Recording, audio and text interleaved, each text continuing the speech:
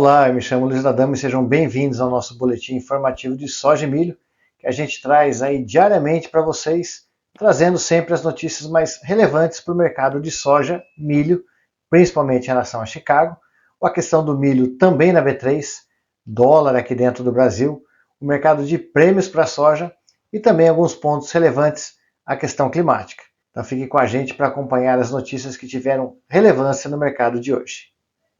Nesta quinta-feira, 14/8, os futuros da soja encerraram o dia em queda, pressionados por um movimento de realização de lucro acumulado nas altas das últimas sessões. E isto foi fundamentado nos seus números de oferta e demanda através do relatório do WASDE, que deu suporte de alta nos últimos dias. Além disso, a queda nos subprodutos, farelo e especialmente o óleo, acabaram aprofundando ainda mais essa realização de lucros no dia de hoje. Mas, por outro lado, o bom desempenho nas vendas líquidas semanais para exportação dos Estados Unidos acabou apenas limitando as perdas maiores, pois registrou 1,51 milhão de toneladas de soja, 49,2% maior que o registrado na última semana. Apesar disso, os números também vieram dentro do limite que o mercado aguardava para esse relatório, que era entre 450 mil e 1,6 milhões de toneladas. O que nos faz ver que o relatório das vendas líquidas foi altista para o mercado, mas não suficiente para deixar no azul. Além disso, os ganhos no petróleo na casa de 1,97% também exerceram uma pressão positiva para o quadro do grão. Por fim, amanhã, na sexta-feira, a Associação Norte-Americana de Processadores de Óleos Vegetais divulgará em seu relatório mensal o esmagamento americano, para o qual os investidores apostam em aumento no esmagamento americano no mês de julho, que com todas essas notícias trouxe uma queda na casa de 1,5% a 1,6%, 17 centes de queda, com o mercado fechando na mínima do dia. O setembro fechou a 1.007,50 e o novembro a 1.028,50 centes, ou seja, o mercado devolveu bem o ganho dos últimos dias. Mesmo assim, a gente permanece com a soja cotada acima dos $10 por bushel. Para o milho, os futuros do cereal encerraram o dia majoritariamente em queda.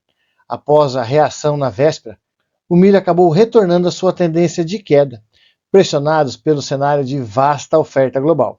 Porém, a boa demanda pelo produto norte-americano acabou limitando maiores quedas, porque o USDA registrou no seu relatório de vendas líquidas semanais para exportação um total de 1,96 milhão de toneladas, volume 41% maior que a semana anterior, e dentro das estimativas de mercado, que era de 1,15 a 2,8 milhões de toneladas. E também tivemos hoje o relatório da Conab informando um aumento na produção de safrinha do Brasil em 5 milhões de toneladas. Dessa forma, o órgão do governo estima uma safrinha de 109,6 milhões de toneladas, com a safra total de milho chegando a 137 milhões de toneladas. Ou seja, o Brasil vai precisar aproveitar a janela de exportação para sair com milho. E em Chicago, o fechamento ficou praticamente neutro, setembro com 0,3% de alta, o dezembro inalterado, e março e maio na casa de 0,2% a 0,3% de queda. O setembro fechou cotado a 375 e o dezembro a 394,25 centes. E na B3, queda na casa de 0,5% para o setembro, o que equivale a 30 centavos por saco. Dessa forma, o setembro fechou cotado a R$ 64,52.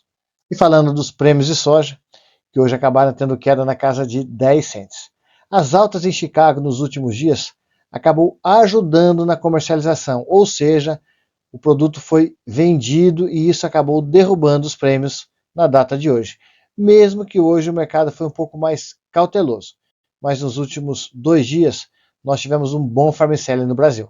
E falando de dólar, que fechou em alta, sustentado pelo avanço acima do esperado do índice de preços do produtor americano, que levou os temores da inflação, persistindo assim uma expectativa pela manutenção dos juros americanos.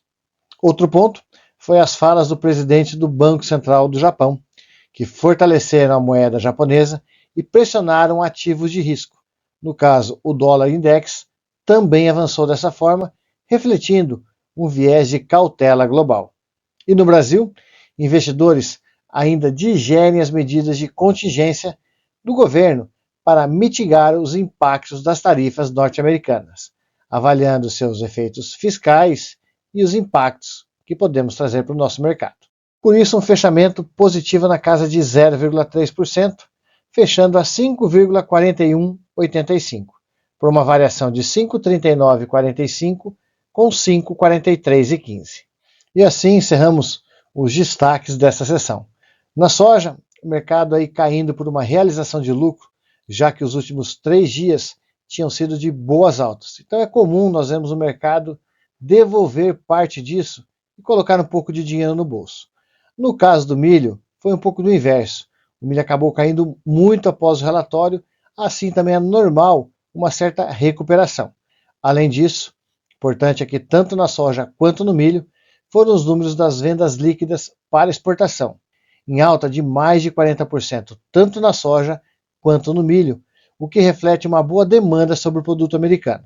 Já o dólar acabou tendo seu impacto no mercado internacional, onde por lá o dólar acabou se valorizando e aqui no Brasil acabou seguindo a mesma tendência. Fiquem todos com Deus e nos vemos em nosso próximo vídeo.